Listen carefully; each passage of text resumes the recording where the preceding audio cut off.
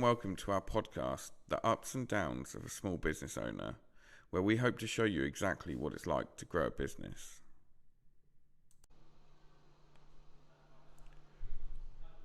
So today I'm here with James Marshall, Chief Commercial Officer, Band Manager, Rugby Player, Chef, Skier. Is there anything I'm missing?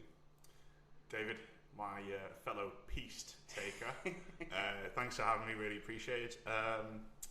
No, I don't think there is necessarily. A couple of other bits just to throw in the mix. Neurodivergent Northerner, and I guess champion in whatever way I can be for men's health.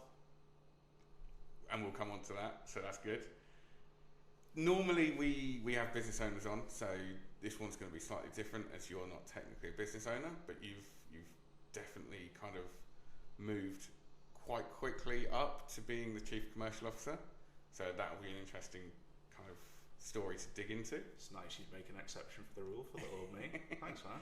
Well, I mean, you asked nicely, so we'd let you on. So how did you start? Where do we start? Where do we start? Let's not necessarily quoting Julie Andrews here, but let's start at the very beginning, right? Okay. Probably a good idea to do. Logical place to do it. So yeah, I was originally born in Salford, so I'm going to flip backwards and forwards. I've often been compared to the sporadic mentality of Ross Noble, very good comedian, but how sporadic he is with his shows and thought processes. So good luck with said editing, mate. But no, originally born in Salford, grew up in Newcastle, moved up there when I was about 11. I always feel like the Royal Navy advert when I say that, like, born in Salford, raised in Newcastle kind of thing. But yeah, no, I was very, very humbled council estate kid.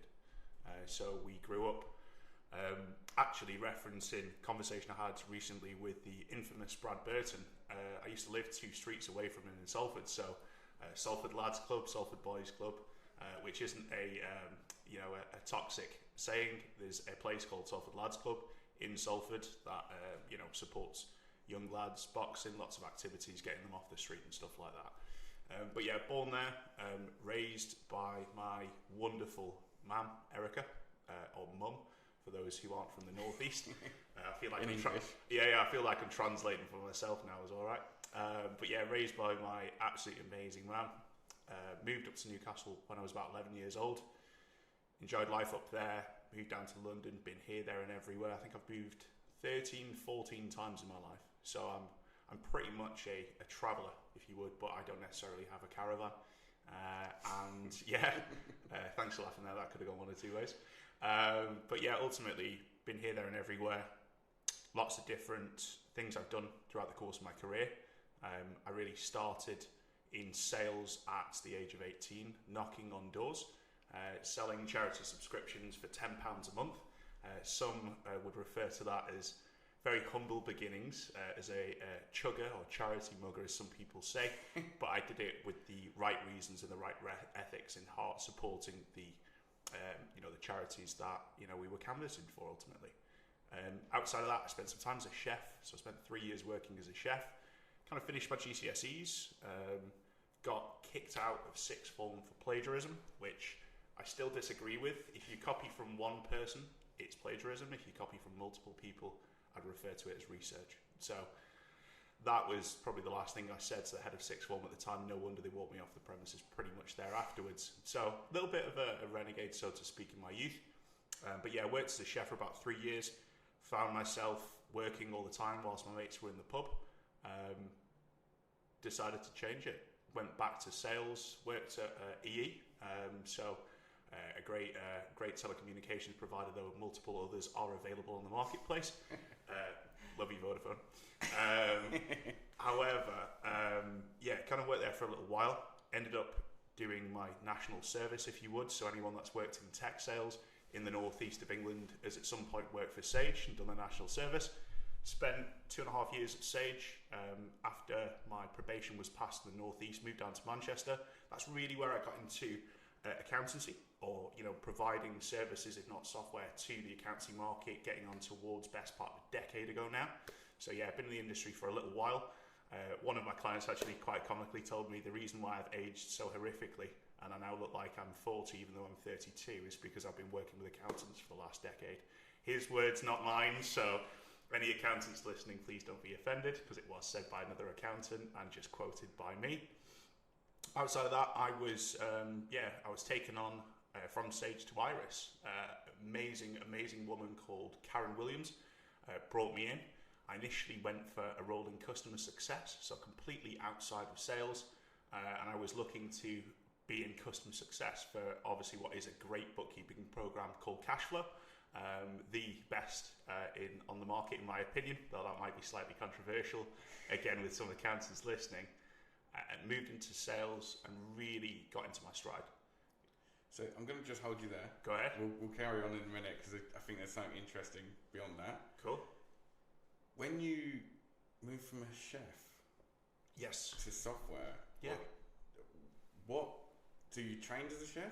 Yep, trained as a chef, Gateshead College. That's all you knew. That's where you were going. Was that the dream? No, it's more of a practical skill. I thought, so I never went to university. I went to an awful lot of university parties, don't get me wrong. But a lot of people go to university, they spend time, energy, get themselves into a phenomenal amount of debt and then end up doing a job or role that doesn't actually use the skill set that they've developed as part of their degree. I didn't want to be that person. I'm not necessarily academic. I bow to a skill far greater than my own when it comes to accountancy. I don't want to be an accountant. I have no ambition to be an accountant. Great, absolutely awesome. Not negating that, I absolutely love what accountants do, and I guess my job is to support them in doing that, and that's how I've built my career, right? Getting back to the initial question, it's not a natural transition going from professional cookery into software sales, right? I think it's transferable skills. That comes down to an individual's personality. And if you can have a conversation, you can put forward your viewpoint in a way that doesn't seem too encroaching on what other individuals' viewpoints are, then people kind of like you and kind of buy from you as a result of. So, and the people around you, I guess, your mum and other people that you had, any other kind of mentors or people you looked up to, what did they say at the time? What did they say at the time? That's a great question. I wasn't expecting that, and I've absolutely no idea. Do what you believe in, I think, was probably the biggest thing that I've taken from family relations and support networks, if you would. Believe in yourself. Do things that other people wouldn't. Challenge the status quo wherever you see fit. Always tell the truth, and if people don't like it, crack on. But I think my background, if you would, my roots, where I came from, I was always taught by Erica, my mum, if you're not from the Northeast, I was always taught it doesn't matter where you come from, your background, that doesn't determine who you are as an individual or what you can do with your life moving forward. So important to me. And then you also mentioned moving around a lot, so I think you said 13 times? 13, 14, soon to be 15. Okay. Christ, slow down. But to me, that seems scary. I've lived within 2 miles of my dad since I was born. And within 2 miles of that house, he's not moved. So I've moved 2 miles up the road because I couldn't afford to live next door. And meeting new people, seeing new things, you've got to be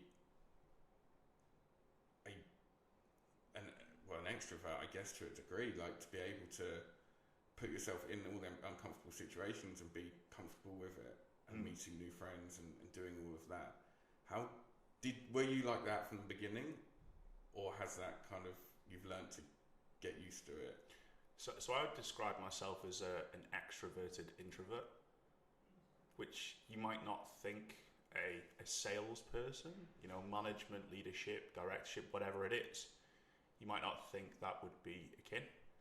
Actually, it's perfect for this market because a lot of my clients, the amazing accountants I work with across the UK, America, Canada, for the most part, are introverts. They're not extroverted extroverts, right? So it's relatable. It's understandable. Sometimes if I stop speaking at such a speed, it gives you time to think, go inward, look at that, right? I think it's really transferable. I think, yeah, it's a tough one to really answer on the movement part. You kind of just got to do it, right? You're under the age of 18. You kind of got to do what your parent or your parents say. So you've not really got any choice in the matter. I think it took me from a young age, from potentially being nervous, talking to people, and actually built what is a really good life skill that, you know, as and when, if I'm lucky enough to have kids one day, will be one of the things I want to impart on them, which is very much so. Doesn't matter who a person is. We're all exactly the same under the surface. Doesn't matter if somebody's job title, whether the guy on the door or the CEO at the top of the business. Respect everyone, be honest and be open. Value yourself as part of that process. Yeah, good answer. So, as a kid then, what did you want to do? You enjoyed playing rugby. I did. Was that the dream? That was never the dream, no. What was the dream? Genuinely to support my family. Right. From the age of 11 years old, I've never really had a male role model. My granddad passed away when I was 11, and that was probably the last time I had a real consistent male role model in my life. He kind of mentioned something to me a couple of months before he went, and he talked to me about stepping up, being the man of the family, which was quite ironic considering I have older cousins, one of which I'm going to go and see tonight for a nice little family barbecue, so not too far away from here. 3 hours, by the way. That's just up the road. Yeah, not too far from me, but in Manchester. But I was kind of given the emphasis to step up and be there to support the family, right? You know, that, looking back on it, that's wrong. That's incorrect. You shouldn't say to an 11-year-old that they need to be the man of the family.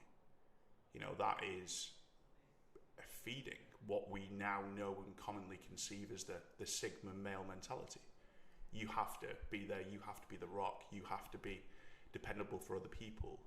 So actually getting back to your original question, David, what did I want to be? I wanted to be there to support my family, because that was important of me. So stepping up and being the man. Being the man. And I think that means something different, personally, to me, than it does to a lot of people. Okay. Because a lot of people will say, you know, step up, be the man. You're the strong one. You're the rock. You're the provider. Or that's traditionally what a man is. I think it needs to be changed to be more open, to talk more, to be more relatable. And actually, up until recently, my wife has earned more than me. She's been the breadwinner. Mm-hmm. She's been the one that does everything for us. She's the organised one at home, bar the finances, because that's kind of a given. I know my way around a spreadsheet fairly well now. But how do we stop? How do we make men more vulnerable, or to be more open? We can't make them. They have to make themselves. The only thing I can say that I've done from a personal perspective is try and be the change that you want to see. So I referenced the Sigma male mentality, right? It's something that I've referenced a few times. It's a very popular trend because of various social media influencers that will remain nameless for the purposes of this podcast, because, you know, high class level, right? But yeah, that Sigma male mentality is toxic. It's incorrect. And this is potentially a very powerful statement. How long have we been recording for now, David? Good question. 14 minutes. 14 minutes. So in the last 14 minutes, globally, 14 men have taken their lives. Wow. Because they don't talk. It's a problem. It's a huge problem. We need to change that if people want to be on board with it, by being open, by speaking about things that people don't, by I guess from my perspective, what some would perceive as a sigma or alpha male, right? I'm tall, for those who can't see me or haven't met me. I'm 6'6", I'm 110 kilogram, I'm quite heavily tattooed, ex-rugby player. Great, you should think that's a man's man, right? And actually, changing that status quo by letting people know, I cry sometimes, not very often, mind, but I cry sometimes. I can be upset. You know, heroes don't have to be idolized as perfection, right? If I think about kids from the area I grew up, aspiring to be something more, aspiring to be something different, bettering their lives, their families' lives around them, whatever it might be, I don't have to be, if I'm a role model to a child like that, I don't have to be perfect. I can be flawed, I can be cracked, I can be human, because it's more relatable. And I think that's exactly it. It's being human, it's being, we're not all perfect, we all have our problems, we all have things going on. And yeah, I mean, I've seen you cry, I've been there, I've also been there myself, and I think it builds a stronger connection with people. It allows to show vulnerability, it allows people to open up more, to be relatable. And I think somehow we need to work on that as a society of how do we open up more, how do we be more honest, how do we not have the generic conversations we're taught to, hi, how you doing? Yeah, I'm good, thank you, how are you? Because if you turned around and said, "Do you know what, I'm not okay," a lot of people will walk away from that conversation, and they're not ready for that. But why? What is it that we just hide from? And how do we get people to openly talk about things? You know, you've come here, you're on the podcast, you're talking about it. You actually, I was going to cover this later, but you did a social media post that was covering "This was your baby too," a man's perspective on miscarriage. I think that's a very taboo subject, but the more I've spoke to people about miscarriage and things like that, the more I'm learning how common it actually is. Again, you know, you're not going to walk around and shout about it, but to have, I guess there's a and not knocking it, but there's probably a bit more information from a female's perspective than there is a male's perspective. Absolutely. And actually, you're both going through it together at the same time. Yep. So how is it that it's not as relevant, or it's not as talked about? And how did you, obviously, so you did that post, how did that feel? I guess that made a big difference to you putting it out in the open. It did. So it was part of, so first things first, my experience, my trauma is in no way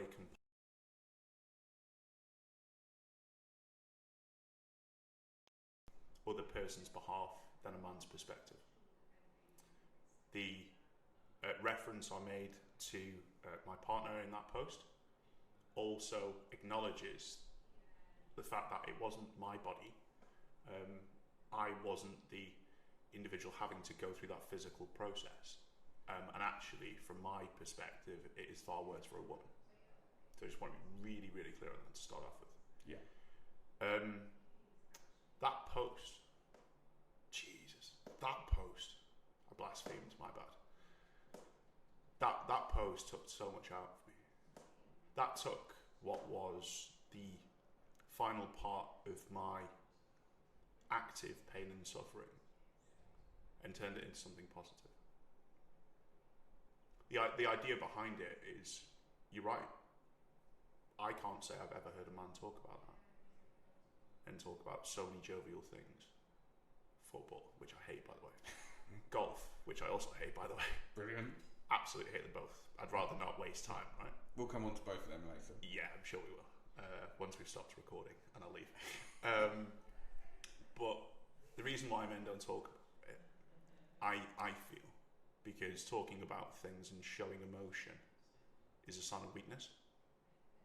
And actually, it is inbuilt within a man in society to be a protector, to be there, to look after their partner, be that male, female, whatever else, right? It's taught to be that protector, be there for them, negate your own feelings, thoughts and emotions, and be there and support them. It has its time and its place. If I say now, would I have done anything differently or acted any differently? No, I wouldn't. But what I did is choose to speak about it and take that hurt, take that trauma, take that suffering that I experienced. I decided to be very public about it in view of it would help somebody else. And the most amazing thing is, David, how that was perceived, how it was reacted to, not just from a from a like and impression perspective, right? Because who really gives a shit? I don't. Yeah. But I had people coming up to me at Accountex. Obviously, various other reputable trade shows for accountants are available. Fully disclaimers, this is full of it. Yeah, we are part of the BBC, but there are other channels available. But there's people coming up to me at Accountex, which was shortly thereafter, like thanking me for being so open, sharing their experiences with me, like friends of mine or associates of mine saying, I showed that to a mate of mine who's recently gone through the same thing at a barbecue. He read it, agreed with every single word you wrote on that post, James, and I showed him it on the viewpoint that he'd understand that he's not alone. Because it can be a lonely place. If people don't talk about it, people don't open up, you feel alone, isolated, like abandoned. And that's not a world that I want to live in or have anyone, peers, people that see me as a role model, seniors to me. It's not a world that I want to live in where people don't talk about things that are important and feel isolated or alone. And I guess on the back of that, you did you have people coming to your direct messages saying stuff?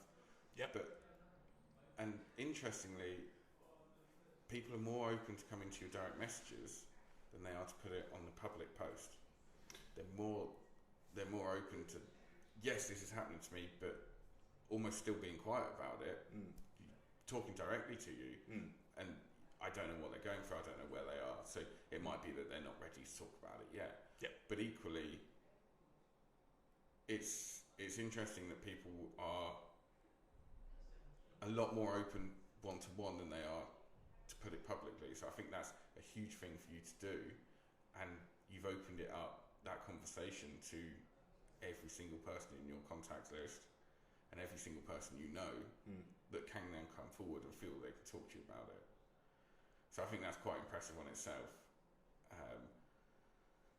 So obviously I'm really naive, I've not been there, fingers crossed I'm never going to go there, but this thing's happening to a lot of people. When you get told, is that just this is what's happened, we'll speak to you later sort of thing, or is there a lot of support around it? So if I was to try and condense, I'll go with the feeling. Yeah. You are walking up a flight of stairs. You get to the top, you go to stand on the final step, there's no step there.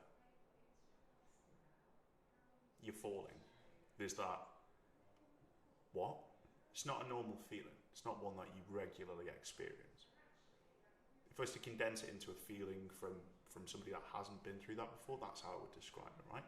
And from a support perspective, family, friends, my God, I've had all the support I could have ever needed and wanted. From the NHS, from the amazing midwives and nurses that supported us through the journey as best as they could. Absolutely incredible. Absolutely incredible. I mean, that's good, because I think just thinking if that was to be me, like, you almost could go one of two ways. You could hide, sit in the back, and you know, never want to get up again, never want to go back to work again, never want to kind of see anyone or do anything again. So I think even just doing that and going back to work, and how do you, it just must be so hard to go back and come back to being normal, or again, whatever normal is, but being you again without having that in your mind. So I made a mistake, and I made a mistake of telling people about it too early because I was so delighted. Right. I told some of my team at work, I told some of our senior management team across the group, I told friends of mine in the industry and outside as well. Okay. We all did. We told my partner's mum and dad at Christmas. I got back at the very start of December from a month away on the road. India Accounting Web Live, another great trade show by the way. India Accounting Web Live. We've seen a client out in Nice as well as part of one of our clients internationally, and got back to that news. I was like over the moon, absolutely amazed. Literally presents on Christmas Day, giving people baby grows. Yeah. Friends of mine sending me baby grows with quotes from the Book of Mormon, right? Which is a very controversial stage show, and we won't go into it anymore. But ultimately, that made it so much harder because you then need to explain to those people and face it, right? A social post takes that away from those who see it. You don't need to ask questions. Everything's there. Like if you want to genuinely know exactly how I'd frame it, read that post. Share it with someone else. Maybe. I don't know. Do what you want, right? Yeah. That's not directly to you, by the way. You do what you want, mate. I'll share it. It's fine. No, seriously, same as everyone listening, right? Maybe it helps someone. And that was the idea. I believe over 10,000 impressions of that. So 10,000 people have seen what took me 20 minutes to put together. But it wasn't just 20 minutes to put that together. That took you weeks. That took you months to put together. All right. Touche, mate. Touche. But no, it was really important for me to do. I think really important, difficult thing to overcome. I think getting back to work. Again, I was stupid. I didn't give myself really time to grieve. I think I took like a day off. But that's what men do as well. Agreed. Yeah. We don't grieve. We bury it. We move on. Yeah. And we don't accept it. I think we just ignore any problem that comes around and try and forget it. Absolutely. And then end up grieving in a hot tub on a ski trip. Or halfway up a mountain, right? It's potentially the wrong place to do it. Regardless of it still happened. That's why David seen me cry, by the way. Yeah, I was fortunate enough to be in that hot tub. The mean comments he says to me when we're not recording really don't affect me on an emotional level, so we're all good there. They can't be recorded, by the way. Yeah, absolutely. So I guess we've kind of covered that quite a lot. Is there anything else that you wanted to say on that?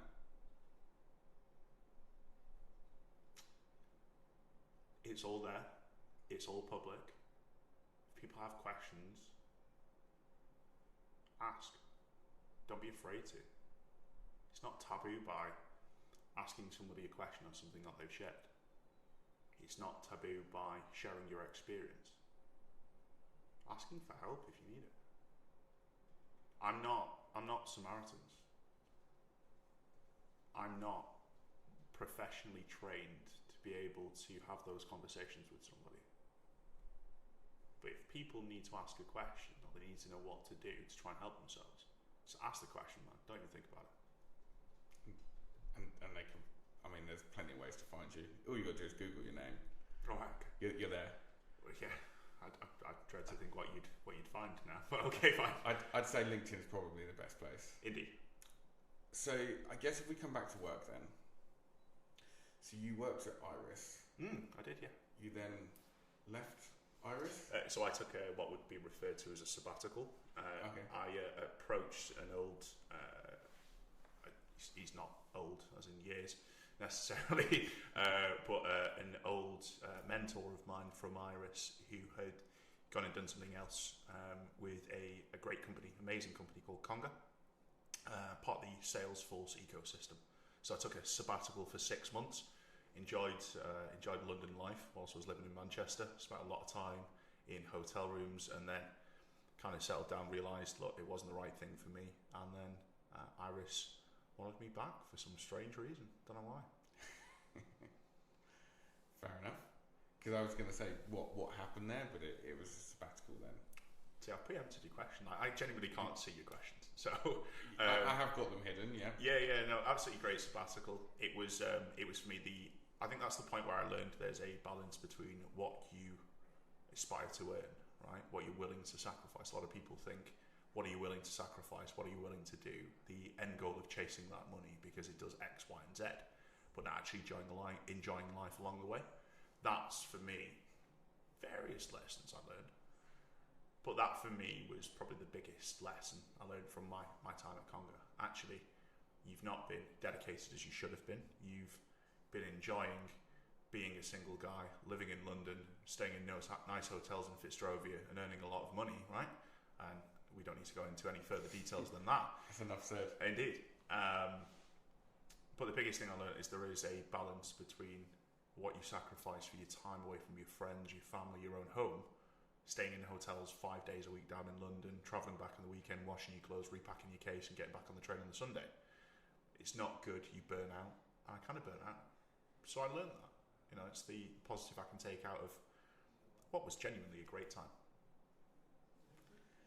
So then from there you went to GI? Yeah, so back at Iris for 18 months. And then, I was approached by an external recruiter of GI, so headhunted for the role. I believe the brief that Javen was given, who was a recruiter, we want somebody that is ex-Iris, ex-Sage. And is pretty much a loudmouth northerner for the best of it. Tick. Yeah, absolutely. So I seem kind of perfect for the role. And I've been at GI, and now as a result of McKelvin's group, because the success that we had within my role in the first year, now from a group-wide perspective, supporting all three entities as part of the group from commercial management, if you would. Been there 2.5 years, which is actually a week past the longest I've ever worked at a company for. So, GI have got that title, Chuffy badge to you, GI. I was going to say that. You've jumped around quite quick, but I think that tends to be what a salesman does. They don't tend to be that long term. But you've grown to Chief Commercial Officer. Yeah. And that's pretty impressive in itself. To be, thanks, mate. To be arguably at the top. Something with a chief at the beginning always sounds good. Job title's a job title, dude. More money, more problems, as the notorious BIG would say. So what's been your biggest failure? My biggest failure? I sacrificed majority of my 20s in the pursuit of what I thought was happiness, which was actually monetary gain. So what is happiness? Happiness is a mindset. Happiness to some is the lack of sufferance, right? But what's happy to you? Great question. Thanks for drilling me on that a little bit. What's happiness to me? Showing up for yourself, showing up for your friends, and doing it consistently every day. Being true to yourself, being integral to your own beliefs, thoughts, working your ass off. A lot of people say, council estate kid to whatever job title, right? Great, well done. Okay, no problem. You see that on the surface, right? But actually you don't see the sleepless nights, genuinely sleepless nights of working. There's one point, I won't say which employment it was at, and they certainly didn't know about it or even approve of it, but I didn't go to sleep for 3 consecutive days because I was working. Working weekends, working evenings, right? You are sacrificing that time, and people don't see that or understand that. If you really want to set yourself aside, the whole work smart, not hard. Don't care if I'm not allowed to swear, it's absolute bullshit. You learn how to be smart by building character, by building backbone, by sacrificing and going through the hard times. So, yeah, I might be an employee. You referenced before, you usually have business owners on this pod, right? What's different? Well, there's not a huge amount of difference. Everybody's moving up in their own way on the ladder. Everybody's doing their own thing. Everybody is trying to find their happiness, their utopia. I'm going to throw that in there. Hey. But everybody wants to achieve that, and very few do. So it's at what point do you learn that you're... I use the term enough. So when you find you're enough money, enough work, enough personal life, and it's trying to find that enough in every single category. And knowing that, do you need that bigger house? Do you need that bigger car? Do you need to keep chasing everything? Or when do you sit back and just enjoy what you've got? Because that guy that grew up on that council estate, if he saw you now, he'd been like, that's life completed. But yet, you probably don't feel like you're there, and you probably still feel you've got a lot more to go, a bigger journey to be on. So let me answer that in a direct but also indirect way, right? One of the things that we haven't touched on yet is my appointment as interim manager of Accounting House Mafia. Yes. Which apologies for which we missing might no, don't be. We might get to, we might not. But in the relevance of conversation and not just slipping a utopia in there. But very nicely done, by the way. If I can commend you for that publicly. Music is so important to me, right? So important to me. I'll quote Macklemore. The quickest way to happiness is learning to be selfless. Great tune. A song called Growing Up, available on all platforms, reputable platforms, including the Utopia podcast on Spotify and various other platforms. Thank you. There you go. Got you back, right? But no, the quickest way to happiness is learning to be selfless. That, for me, my purpose is to support the people, ultimately. My plans for the future, what I do, how I do it, what drives me, is to support other people to the best of my ability. And there's a saying that if your goals and dreams aren't big enough that they make people laugh, they're not big enough. So I'm going to change this world, mate. I'm going to change this industry. I'm going to change this world. Some of that I can tell you on this podcast. Some of it you're just going to have to wait and see. I will be waiting. I'm intrigued now. So you've got me tied in. So I guess that's where you want to be. You want to find that happiness. You want to achieve that. We've said the biggest failure. What's been your biggest success? What's your greatest achievement? My team. My greatest achievement is my team that I currently work with across McAlvin's group. So GI Fins on McAlvin's. A culture, business culture, the environment, the petri dish of business that you create and you are responsible for as the scientist creating the concoctions or algorithms that determine success. I'm in full control of that and I have full responsibility with it. My biggest achievement is the fact that I've been able to work with some amazing individuals that were always amazing, always incredible, but they didn't believe it themselves. And really getting the best out of them, or most importantly, seeing them get the best out of themselves. It's helping other people, dude. That's my thing, right? That's my bag. It seems to keep coming back to that. So clearly that's part of you. So what's the greatest achievement that you haven't yet achieved? So we've not necessarily gone into full details about it, but would I consider the environment in which I was born into and raised for the majority of my pre-adolescent life as underprivileged? I would. I absolutely would. My greatest success, one of the ways that I'm going to change the world, is to give back. So important to me to do so. So what I do in business moving forward, how that works and operates, great, we'll get to that as and when. But what is the output of that? So last year, I was lucky enough and fortunate enough to go to India in November, right? The companies that I work with at the moment do an awful lot for local charities. In particular, there is an orphanage we support. And going there and seeing the kids was absolutely life-changing for me. If I think back and experiences visiting the Taj Mahal, doing this, doing that, seeing sights, great, yeah, it's one of the wonders of the world. I don't really care. It's absolutely awesome and not negating that, right? But the most impactful thing I did whilst I was there was visit the orphanage that we are able to support.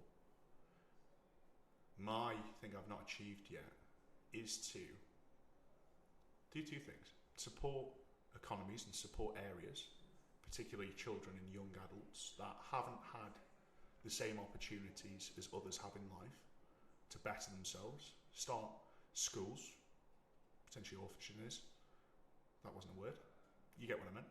I understand. And educate children to the point where actually what this industry needs is the next generation of accountants coming through, right? A lot of people, what I think or may think what I do for a living takes jobs away from juniors or accountants in the UK, right? It's actually the opposite. It supports it. But that's a different conversation. I'm not going to do a shameless plug for what we do for business, right? But the most important thing, an outcome for me, is giving children and young adults the opportunity to thrive.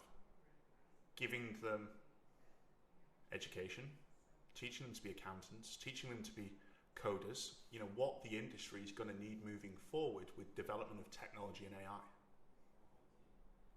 At one point, maybe even employing some of them as well. There's a great story for that, right?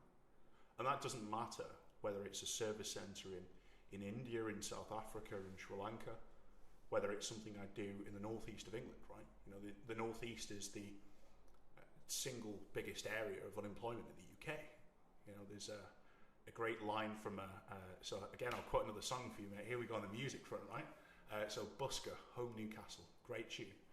It's a line from that which is, I had to come to London because I couldn't find a job, but I don't intend to stay long if I make a few quick bob. It's a real thing, not just in the 80s and 90s and 70s. It's a real thing still now. So actually, what can be done? How can I give back? How can I support children and young adults fulfill what they are possible of in life? That's what I've not achieved yet. And it sounds like quite a journey you're going to go on to achieve it. Quite a ride. I can't wait, dude. So, I mean, I try and do something at the moment. Have you ever heard of Worktree? Is that something? I haven't. Tell me about it. I do calls with, it's charity, it's based in Milton Keynes. It does work with children. So they have a class of 20, 30 kids. We come on, we do a call, we talk through our business, what we're doing, how we've got there. The kids get to ask any questions they want. Cool. Some of them don't listen, obviously, because I know if I was there, I probably would have been the same and I wouldn't have listened. But hopefully they can take something back when they see me in this office talking about accountancy. It's very different to what you would imagine accountancy to be. So if I can help one kid, then I've done my job. But I try and do that once a month, just so as I can give back. It's kids that are looking sort of year 8, year 9, year 10, before they get into their careers, where they want to go. I had no idea at the time, to be honest. I got told I was good at maths, so go and do something with numbers. Yep. I said I could never work as an accountant in an accountancy firm because I'm not a stereotypical accountant. Here we are now. I've managed to be in an accountancy firm, running one somehow, but I still argue we're not quite stereotypical, and we're probably quite different to a lot of others visually. Far from it. Well done, and congratulations, dude. Thank you. So yeah, Worktree might be worth sort of looking into, seeing if actually there's something that could be happening further up north, because that would be great. You know, you talking about your journey to other kids, to kids going through this, what they don't know, what they want to do, and actually you've got an impressive story, so they might want to follow that.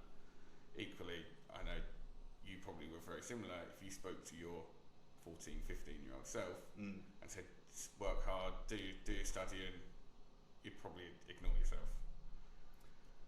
We'll say ignore ourselves for politeness on the podcast. I'll probably do something else or say something else to myself, but yeah, different level, mate. So also you mentioned about the technology, and I think it's only fair we dabble on it. So AI is affecting every single industry. Yep. Funnily enough, the more people I talk to, I don't know if they're being naive or they're ignoring it, but there's a lot of people I'm talking to who are saying kind of, oh, I've never really looked at AI. I've heard of ChatGPT, which everyone has, but other than that, you know, we're not that fussed. And this is people from social media, people from marketing, people from finance, people from all different industries. And I think it's going to have a huge impact on everyone. Huge. If you work like a robot, you will be replaced by robots. Agreed. And I think the entry levels are going to be extremely hard for kids coming through. So as you said, they're going to have to go into kind of data and things like that. But I guess, I don't know how much you can talk about it, but is that going to really affect where you are now? I can talk about it openly. Okay. Right? So I'm not here representing any one of my employers, right? So I can say what I want. This is great. It's called freedom. It's amazing. The single biggest risk to traditional outsourcing or offshoring businesses is AI and tech automation. Let's just sit with that, right? I've said that and I've admitted that openly. Where the perception is differently. So outsourcing, yeah? So a conventional model of a collective pool of people providing nothing more than a transactional back-end compliance-based service of processing numbers and inputting information in detail from various different documents and reconciling those, right? Into a good story, which a good set of accounts as an example is, right? Though GI provide multiple other services than just accounts. So again, I'll get some brownie points, right? That process and conventional outsourcing will not exist. And in a few years' time, I say realistically 5 to 10 years' time is dead. I think I would agree, but there will definitely still be traditional people doing it traditional ways. Correct. There are still people who do accountancy ledgers on paper, so I have no doubt that some people are moving slower than others, but exactly, it will have a huge impact, and I think it's going to be a very interesting few months stroke years. I don't know how long it's going to take. AI is coming on at a phenomenal rate. Yep. I think I've already seen a YouTube video where it's been able to produce a set of accounts. Ooh. So if it's already able to do that and it's only learning more, soon there will be somebody who creates something that can do that. Correct. Outsourcing is dead. Offshoring, my friend, however, is not. Yeah. If you think about what an accountant does, right? For me, what an accountant does isn't just back-end compliance. It is somebody that knows their numbers, knows their clients' numbers, and actually, if you know the numbers, you know the health of a business, you've got whatever fantastic tools that you're using, multiple are available, obviously cash flow, I've mentioned already being one of them, Rep Iris, but there are various other tools available, right? So actually an accountant's role is to advise that business, coach the business, support them. That's what an accountant does. If you think all you're using a presence overseas to outsource for is that back-end compliance, that won't exist. Offshoring is completely different. That is the equivalent of having, how many employees do you have now, David? 5. Fantastic, congratulations. You've gone up by 1 since your session with Dan Cockerton, right? Oh. Well done on your new hire, I guess. Let's say you had 5 members of staff offshore.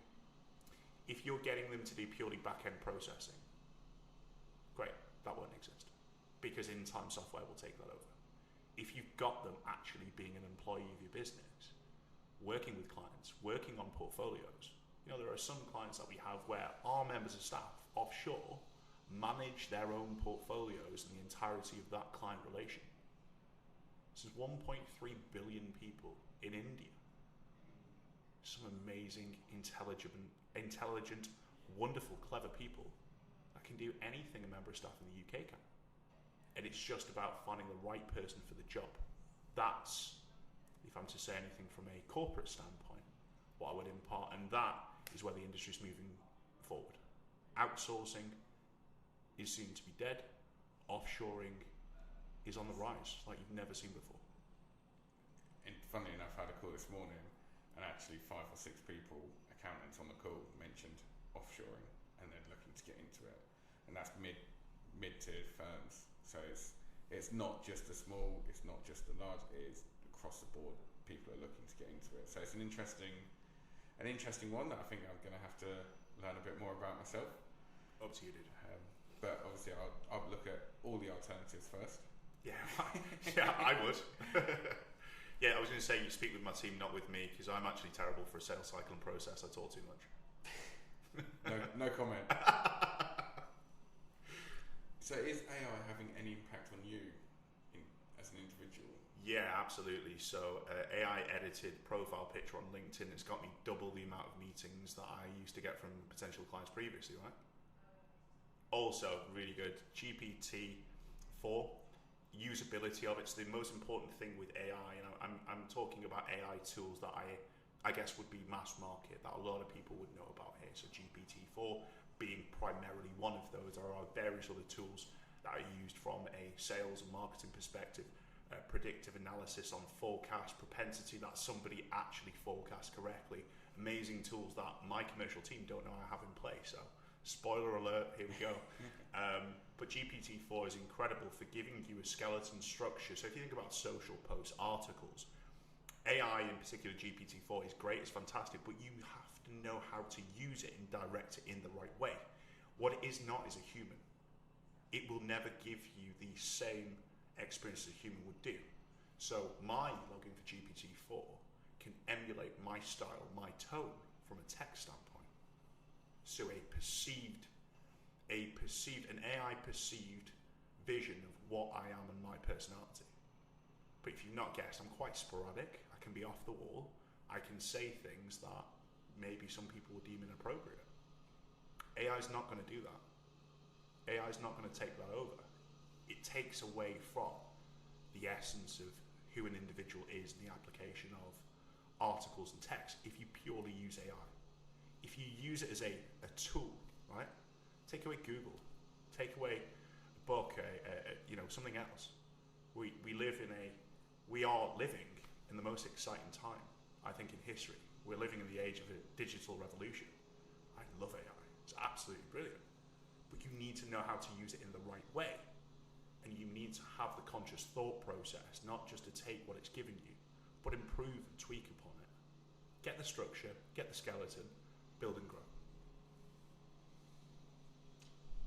Okay.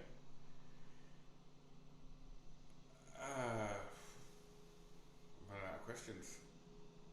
Have you ever thought it's just not going to work? So this is work, personal. Have you ever thought, I don't know, in your career changes that I could just go back to what I was doing, or not had the confidence to push forwards and continue? No. And I would expect nothing else from you. So let me give you some substance to it. No, if you so I've got a simple brain, David. It's great at some things, it's absolutely terrible at majority of other things. My brain will allow me to process a certain amount of thoughts, interactions, decisions over the course of a day. There are far more intelligent, clever people that can articulate it better than I have. It's the reasons why.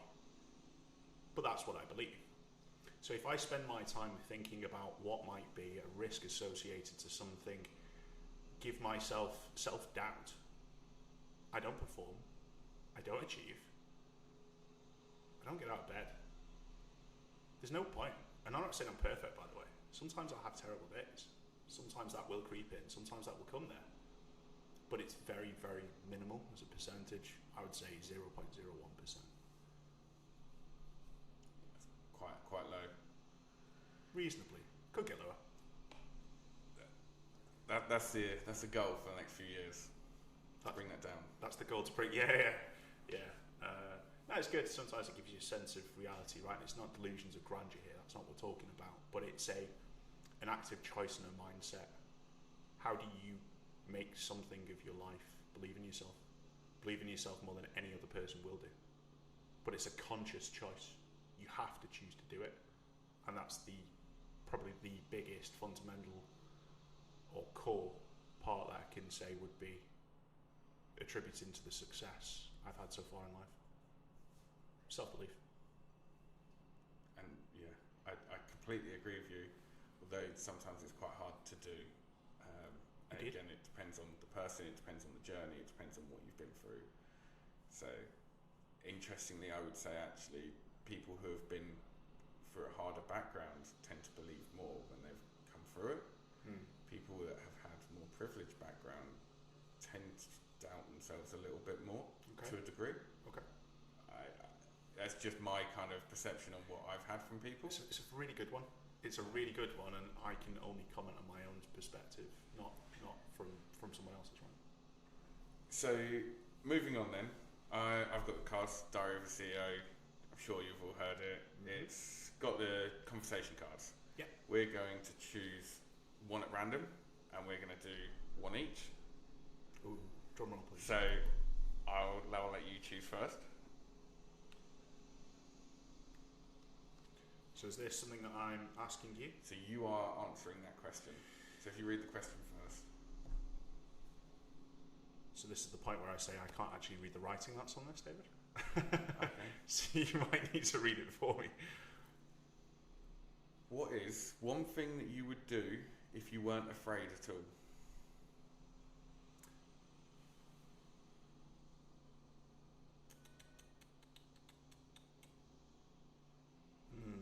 Have I answered that? I'd say you've kind of said that you're not Afraid of anything? not really afraid of So anything. I guess I'm doing it. So I feel like we need another question. I feel like we do. Yeah, absolutely. Let's go again. If you could go back in time and change one specific moment in your life, what would it be and why?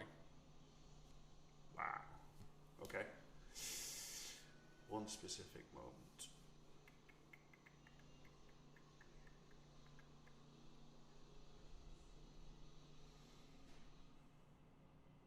I would go back to 21 years old. I would go back to 18 years old. And I'd go into the Royal Marines.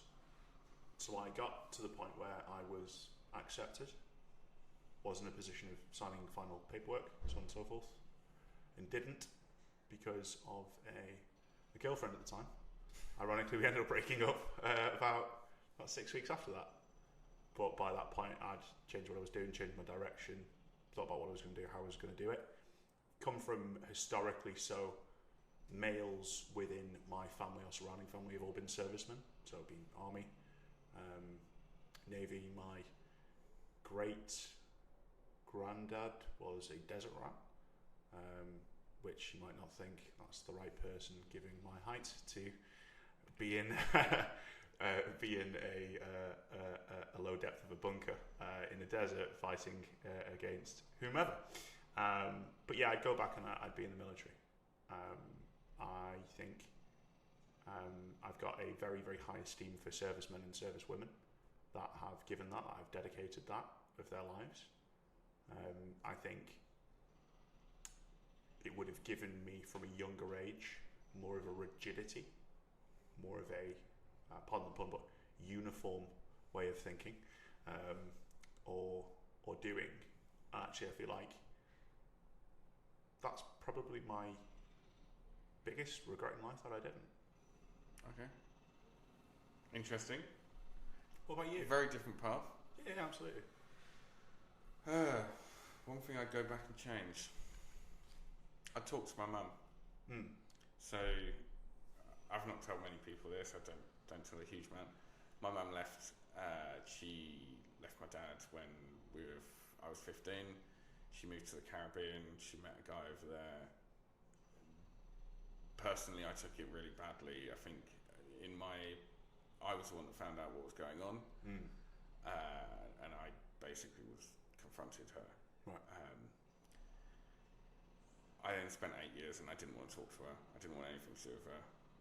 I didn't think I ever wanted to be associated with her again. And now we get on. I think I call her probably every day. But I got to a point where I thought, if I never saw her again, would I be happy? And it was at that point that I thought, I can't carry on like this. Like, something could happen. You never know.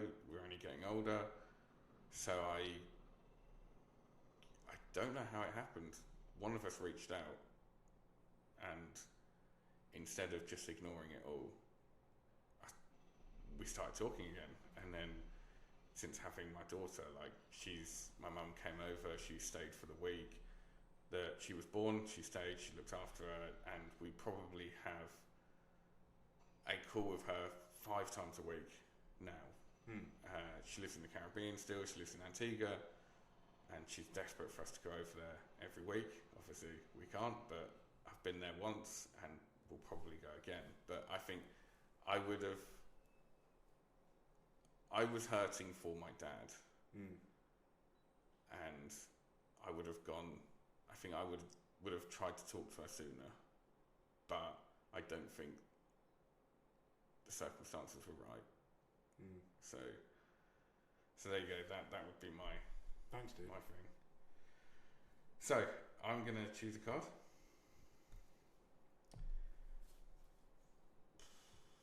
So, when was the last time?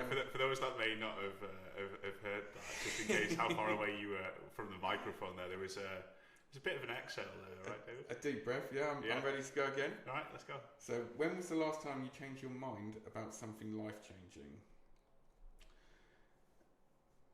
Now, I guess probably meeting you will be one of it. So, I have never been skiing. I've never done anything like that. I've never had the opportunity to. I've always wanted to. And last year, I decided to take almost every opportunity that came up. And I got a message from Alistair saying, "Do you want to come?" I couldn't believe it. I thought, this is incredible. I don't know anyone that's going. I don't know what's going to happen. I've never done it before. Why not? And since making that decision, I've taken quite a lot of opportunities. I've been sailing, I've been snowboarding, I've been hiking up mountains. Like, it's been a crazy few years. But I would say that's the last thing, was actually just taking every opportunity that comes up. Good man. So yeah, life changing. Again, I've met some incredible people and some great contacts, just everything about it. And I've also learned how to snowboard in the process to a degree. I was just about to go in there and say your snowboarding's almost as good as my skiing, right? Yeah, I mean, we got down the mountain. We did. Painfully. there was a lot of pain, but we did it. So yeah. So okay, you asked me your question. Do you want to answer that? Remind me of the question again. When was the last time you changed your mind about something life-changing? Before I answer that, when do we think this recording is going out? This will be potentially the 1st of July or the 1st of the next month, August. So we might need to edit this bit out in its entirety. So we're now on the 22nd of June. So I fly to Bali on the 1st of July, and as part of that, I'm going to ask my girlfriend to marry me. Wow. We've been together a very short amount of time. We've gone through more in a relationship than you would do in some cases in 4 or 5 years of being together, right? But we've been together a very, very short amount of time. So the decision that I changed was actually, what am I holding back for? What am I not committing to? What am I afraid of? But actually, I found an amazing person. I found an amazing woman. One day, if we're lucky enough, she'll be an amazing mother to our child or children. We've got two dogs now, but those, I believe, can't be considered as biological children. But yeah, I've met the most amazing person, and yeah, depending on when this goes out, we can hold fire. We might need to. But yeah, it's the best decision I've ever made in my life. It's one that I've recently changed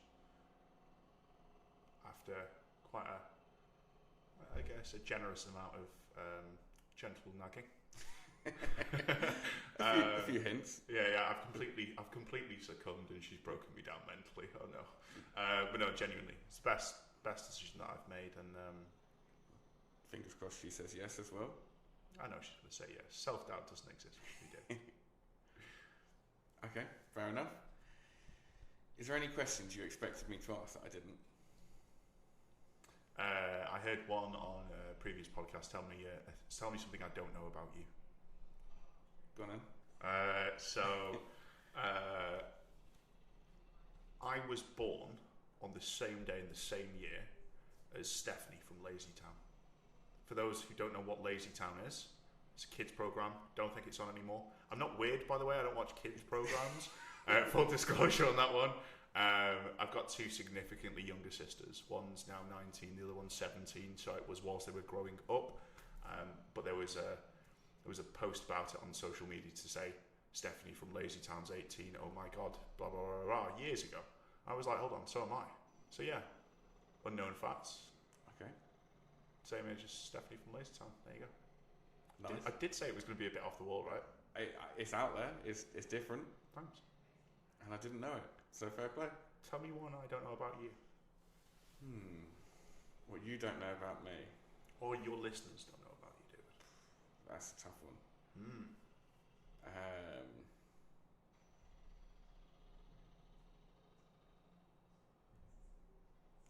That's got me thinking now.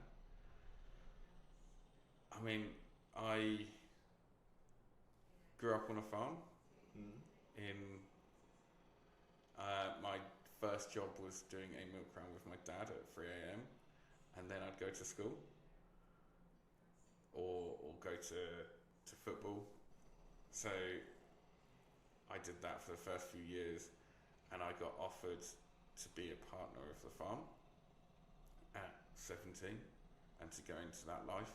And I turned it down, which is probably one of the biggest things I've ever done. My granddad pulled me aside and said, do you want to be a partner? There was essentially my two uncles, my nan and my granddad, and they wanted me to join. And I said no, which is probably one of the best decisions I've ever made, because I don't think I fit that lifestyle, and two, I think that there wasn't much in it. And for what I would have wanted to do, I'm tech savvy. I love shiny new things. I love flashy things. They were very traditional in the way that it all worked. They still are going now to a degree. So my uncle is still a dairy farmer, and he sells milk locally. But I would have wanted to modernise everything and kind of change how it was all working. So that's where I started, and somehow managed to become an accountant. Nailed it. Brilliant. Well, I will close it there then. If you've enjoyed listening to our podcast, please like and follow, and make sure to tag us on social media.